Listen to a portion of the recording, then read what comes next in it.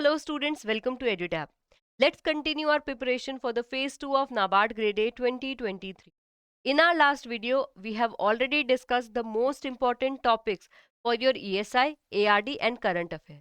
In today's video, we will be focusing on descriptive English and I'll be sharing with you the most important essay topics. Now, why only essay? देखो, beside essay you also have pressy, you have letter, you have report. But यहाँ पे ना preparation ज़्यादा matter नहीं करती है. Yes, practice बहुत matter करती है बट प्रिपरेशन इतनी मैटर नहीं करती है. If you are able to do 40-50 letter आप लिख लेते हो, you are good to go, आप कर लोगे. बट ऐसे अच्छा लिखने के लिए you need good quality content. उसके लिए you need a good amount of preparation के साथ आपकी प्रैक्टिस चाहिए. That means you should also try to practically write some essay. सिर्फ मैटर पढ़ के नहीं होगा, तो पढ़ना भी है एंड आपको प्रैक्टिस भी चाहिए. इसके अलावा ऐसे का weightage is maximum in your descriptive English. तो यहाँ अगर अच्छा स्कोर ले जाओगे तो you will have a huge confidence boost कि I do good in descriptive English, right. तो उससे पहले कि I give you the list, थोड़ा सा डिस्कस कर लेते हैं what kind of essay will be there in your examination. Will it be like the school essay that you used to write or some essay that you might have written in your college times? So no. यहाँ पे देखो, the essay in the NABARD examination will be of 40 marks. That means out of 100 directly आपके marks यहाँ से आएंगे for descriptive English and ये same 40 marks आपके final selection में भी कैलकुलेट होंगे. That means you are writing the essay for your final selection, not only for your phase 2. So ये पॉइंट आपको ध्यान रहना चाहिए. Then you will have to write 400 words in the essay. तो ये दो चीज़ें आपने ध्यान रखनी है. I give you rough idea कि आपके कैसे ऐसे आएंगे, कैसे ऐसे आएंगे. इट विल नॉट बी कि you will only get one option कि इसमें आपको ऐसे लिखना. No, you will get around 4 to 5 option जिनमें से you will have to write only one ऐसे, राइट. अब ये 4 to 5 किस तरह के ऐसे होंगे? Will they be same in nature? No. देखो, one essay will be a little more leaning toward the ESI, especially the social issues that are going on. It might be unemployment, it might be poverty, something like this. The second essay will be more leaning toward the agriculture issue or the current development. If something is achieved very big, something is achieved in agriculture, they will be focusing on this. और it might be issue वाला जो रहता है ये ज़्यादातर रहता है. It might be related to the credit, it might be related to the size of farm, लेकिन ऐसे क्वेश्चन आपके आते हैं एग्रीकल्चर में. तो ये चीज़ें आपने दोनों देखनी है. The third will be more, I would say कि थोड़ा जेनरिक होगा नेचर में, but it will make sense. It might be related to your youth. अब यूथ का रोल आपसे पूछ सकते हैं, either economy, either agriculture, either something else, but आपका यूथ का रोल पूछ सकते हैं in development of country too. ठीक है, तो ये पूछ सकते हैं यूथ से रिलेटेड. और it might be related to women empowerment.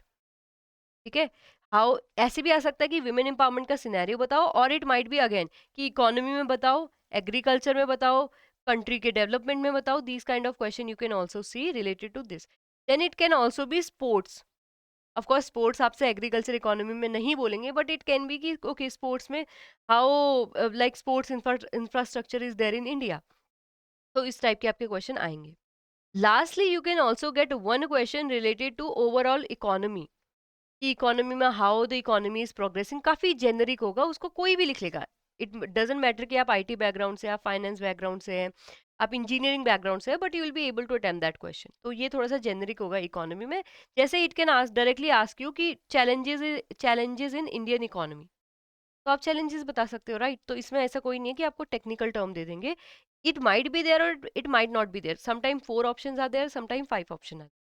Last जो वन ऑप्शन होगा ही होगा, that might be related to philosophy. फिर ऐसा थ्योरेटिकल क्वेश्चन आएगा. It might be related to money, it might be related to peace, it might be related to work life balance, but you can also see these kind of questions. So basically ये आपका structure रहता है. My best bet will be to prepare the topic of ESI and ARD. थोड़ा सा agriculture से related problem को solve कर दो, तो you will do good. Otherwise देखो, theoretical question तो आपका होगा ही. Now one question come, should my choice of question will affect my score? अगर मैं एग्री वाले को लिखूं मैं या फिर फिलोसफी वाले क्वेश्चन को लिखूं, will it be affecting my score? तो आई वुड से नो. आप जो भी चूज करते हो, if you present a decent answer, you will be able to get good marks in your essay. All right. अब ये तो सारा डिस्कशन हो गया, इससे you will have a rough idea मुझे क्या करना है, कैसे लिखना है। अब आ जाते हैं मेन चीज पे, टॉपिक्स जिसके लिए आप आए हो। तो ये 10 टॉपिक्स है, I have already shared it in the past too, but ये आपको ऐसे लिखने की कोशिश करना है, 10 नहीं 11 है आपके, राइट। सो अर्बन फार्मिंग, देखो अब यहाँ पे ना ये ऑल दो लिस्ट नहीं है, लिस्ट एक और मैंने बना रखी है, but this is to give you rough idea कि ऐसे ना will give you a direction to. जैसे आपसे व्हाट इज क्लाइमेट चेंज नहीं पूछ रहे, they are asking about a topic and they are asking about his impact. They are not asking you only green growth, आपसे बस फिजूल में पूछ ली, ब्रॉडली पूछ ली, no they are giving you some dimensions too, right? If I talk about artificial intelligence, they are asking you कि what is artificial intelligence नहीं पूछ रहे हैं, वो although पूछ रहे हैं, but majorly their focus in कि education में कैसे use होगा। It can also be your economy, it can also be your women empowerment, it also be your youth empowerment। तो इस तरह से आपको पर्टिकुलरली डायमेंशन भी दे सकते हैं ऑल्सो एक्सप्लेन करने के लिए, राइट। तो these all you will have to see. तो ये इसके लिए देखो, you will also get the PDF if you want to take the screenshot, then you can also take the screenshot of this, all right। So I'm erasing all the ink on the screen। तो ये आपको करने हैं थोड़ा सा। तो these are different kind of question। ये देखो जैसे थोड़ा सा philosophical, क्योंकि अभी wars बहुत चल रहे हैं, so that is why you will have to see this kind of question। now coming to the main list, वहां पे देखो मैंने डायरेक्शन नहीं दी है, but I will explain you how you will have to write it. तो MSME sector से question पूछा हुआ है। एमएसएमई में you will have to prepare, इसमें अभी प्रेजेंट सिनेरियो क्या है, what are the challenges, what are the government initiative that are going on, and what can be the way forward। तो आपने इसको ऐसे प्रेजेंट करना है। Then unorganised sector of Indian economy, ठीक है। तो आपने यहाँ पे इम्पैक्ट इसका दबाना है। सबसे पहले first you will have to see what is unorganise sector, then you will have to see इसके डायमेंशंस क्या क्या हैं, then lastly impact on the economy. Then unemployment and under employment, first you need to learn about the difference क्या होता है इन दोनों में। Then you will see इनके what are the challenges scenario in India, then how what are the government initiative going on, and further way ahead आप थोड़ा सा way forward आप लिखोगे, all right। then rising technology and its importance for economy, देखो यहाँ पे मैंने parameters दिए हैं। टेक्नोलॉजी बेसिकली आपने लिखनी है in economy, agriculture and rural prosperity. तो ये तीनों आपने अलग अलग करके लिखने हैं, so that you have content. देखो क्वेश्चन एग्जैक्टली ऐसा नहीं आएगा, बट यहाँ पे जो आप कंटेंट प्रिपेयर करोगे that can help you a lot, बहुत वेज में आपकी हेल्प करेगा। That is why I have added this particular dimension. मैं ऐसे भी लिख सकती थी कि टेक्नोलॉजी बताओ, राइट इसमें you can also add the health sector too, all थोड़ा सा वेग हो जाता है, बट आप ऐड कर सकते हो। Then India's net zero ambition, यहाँ पे again you will have to see कि इसकी इंपॉर्टेंस क्या है। Then what are the challenges, ठीक है, अभी हम इसके लिए क्या क्या इनिशिएटिव ले रहे हैं, what can be the way forward. तो these you will have to prepare. Then technology in financial inclusion, you know कि नाबार्ड इसमें बहुत रिस्पॉन्सिबल रहता है in financial inclusion, that is why technology how it can help. तो इसमें थोड़े से you will have to see कि सिनेरियो क्या है, एग्जाम्पल्स क्या क्या है। तो एग्जाम्पल अगर आप अच्छे से प्रिपेयर करोगे तो अच्छा स्कोर ले जाओगे, राइट। देन चैलेंजेस क्या है, देन इनके further solution. Then G20 summit, देखो इसको तो आई वुड से कि ब्रॉडली प्रिपेयर कर लेना, लेकिन इसमें फर्दर आप एजुकेशन से रिलेटेड, फर्दर आप एग्रीकल्चर से related, and overall boost in Indian economy से रिलेटेड आप इसको प्रिपेयर कर लेना। देन रीन्यूएबल एनर्जी, इसमें भी the present scenario, the challenges, how to solve those challenges, ठीक है, solution and government initiative you will have to do. Then rising population, अब इसमें आपने क्या क्या प्रिपेयर करना है, इसके प्लस इसके minus, positives and negative, advantages disadvantages, and finally the impact on Indian economy. इसमें ऑफकोर्स एग्रीकल्चर नहीं कर सकते हो, ऑल्दो कर सकते हो, बट वो बहुत वेग हो जाएगा, ठीक है, उसमें इतना कॉन्टेंट नहीं है लिखने को। Then the importance of rural entrepreneurship, यहाँ पे again you will have to see present scenario क्या है इसमें, और इसमें भी देखो नाबार्ड का अच्छा खासा रोल रहता है, that is why you will have to see this also. तो देन आपको इसमें क्या करना पड़ेगा, present scenario you will have to write, then challenges you will have to write, the solution also you will have to write. Similarly आप climate change के लिए देखोगे, देन क्लाइमेट चेंज में आप इकोनॉमी में फोकस करोगे, एग्री में focus करोगे, राइट। तो ये आपने करना है। उसके बाद आपका क्लाइमेट चेंज है बायोडाइवर्सिटी पे, ये देखो काफी जेनरिक टॉपिक है। This is to give you idea कि कैसे सेम क्लाइमेट चेंज आपके ईएसआई लीनिंग हो सकता है, एग्री लीनिंग हो सकता है, एंड जेनरिक हो सकता है। Okay, then women empowerment in Indian economy you will have to do. उसके बाद आपको करना है पीएलआई। पीएलआई पे आपके बहुत सारे क्वेश्चन फेज 1 में आ रखे हैं, that is why I have added it here. तो इसके बारे में थोड़ी सी रिसर्च करके देख लेना। It can also be rather than PLI they can give you the startups also. ठीक है, स्टार्टअप कैसे आत्मनिर्भर भारत है, और MSME they can also ask you.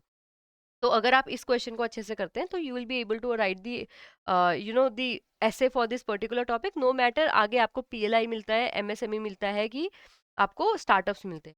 Then education in economic development, तो this you will also have to do, again this is a very generic topic, तो आप आराम से लिख लोगे। देन हाइड्रोजन फ्यूल, ये थोड़ा सा आपका टेक्निकल हो जाता है, but again this you will have to C.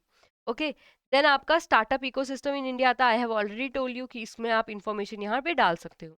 Then economic slow down, इसमें what is economic slow down you will have to see. ठीक है, हाउ और what are the causes you will have to see, impact आपको देखना पड़ेगा, how to recover आपने सब चीजें देखनी पड़ेगी, right. Lastly but not the least I would say urbanisation and rural urban migration, ये बहुत बड़ी प्रॉब्लम है in rural areas, specially in the agriculture, that is why I have added this particular topic here.